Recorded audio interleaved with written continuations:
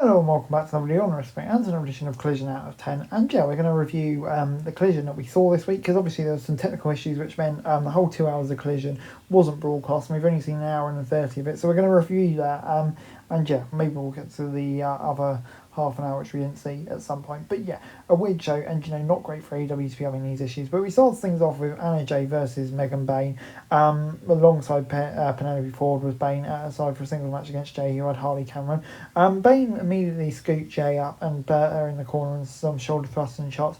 The former Dark Order member fought back, but Bayne's power and Ford's interference allowed Bayne to maintain control. Having tried to rally the crowd behind Jay as the powerhouse held her in a bear hug, Jay kept finding ways to make brief comebacks before Bayne would eventually overpower her. Ford got in the ring and tore the turnbuckle pad off while the ref was distracted, but Cameron pulled her out of the ring and fought her to the back. Bayne ended up hitting the turnbuckle, but kicked out with a pinfall attempt. A solid opening to the match, had some good physical action, but it finish felt a little flash. It's hard to tell. Bayne was tired of hurting, but it seemed like she had trouble hitting the powerbomb. So yeah, hopefully it's all good, but I'll go with 6 out of 10.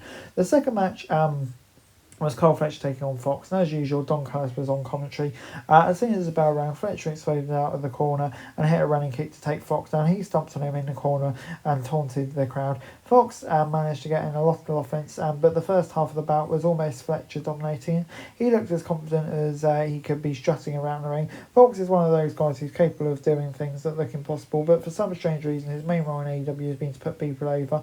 And yeah, Fletcher is young and up and coming who is being pushed. It made sense for him to win, but it'd be nice to see Fox get a win once in a while. But yeah, probably not the right match. Probably start one with his signature brainbuster to win a fun but nonetheless predictable bout. So yeah, I'll give it a 6 out of 10.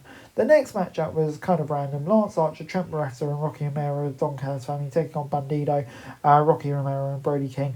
Ishii and Romero started first teams, but Archer got into the ring and helped Rocky get an unfair advantage. This led to King tagging in to square up to the Mad Hawk Monster. We returned from a break to see Ishii getting a 2 count on Romero. The way AEW trio matches goes, it was fun, but moments felt a bit too chaotic, especially with the ref just standing in a corner as people ignored tags and rules left, right and centre. King picked up the win for his team over a cannonball to Romero, but it was attacked by Archer as soon as it was over. The outrunner began to make the save, which popped the crowd. Yeah, I'll give it a 6 out of 10. I thought it was a decent enough match, probably the right result, and yeah, good to see the outrunners. Moving on into Blake Christian against Mike Bailey. Lee Johnson accompanied Blake Christian to the ring for the match. A speedball chant started up as the ref called for the bell. Christian offered handshakes, but pulled his hand back and taunted Bailey, which led to the Quebec native unloading with a flurry on strikes. Bailey got a quick victory with a Vanilla Baby, extending his streak to 5 now, and called out Okada for the title. The Rainmaker was not dressed to compete when he showed up. Okada agreed to a match before Roosh and Jalisco attacked him from behind. Okada looked confused but didn't try to help.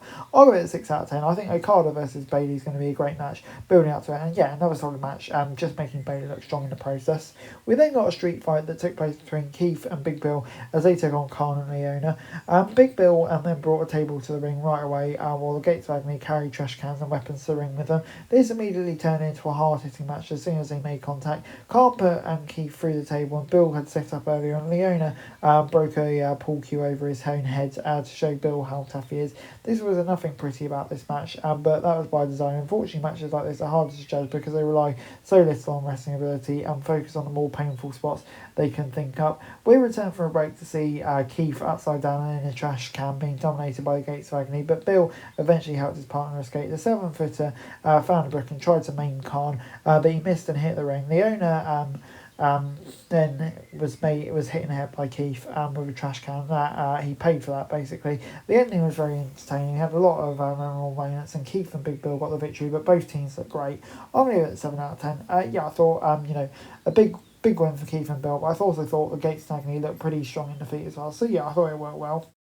AEW then paid tribute to Steve McMichael on the show, with Ric Flair making an appearance, which was nice, and Dean Malenko and his wife. But then that was all we got, with TNT beginning airing Black Adam with The Rock, which was kind of ironic. We never saw Hobbs v Utah or the tag match with Rose and Guevara, and social media was blowing up. Other than losing 25% of the show, it was a pretty standard episode of Collision. We got some decent matches, and yeah, I thought the Gates of Agony match stole the show. But yeah, I mean, I'd like to see the Hobbs Utah match. I think Hobbs got the win, and Gates of Agony, Guevara and Rose got the win. But yeah, I'm sure they both would have been decent matches. So hopefully you get them at some point. That's it for this video. Thanks very much for watching. Remember to like, share, subscribe, follow us on our socials, link in the description below for daily wrestling news, meme and content. Subscribe to our other channels on screen right now, that'd be greatly appreciated. Thanks very much for watching. Peace out.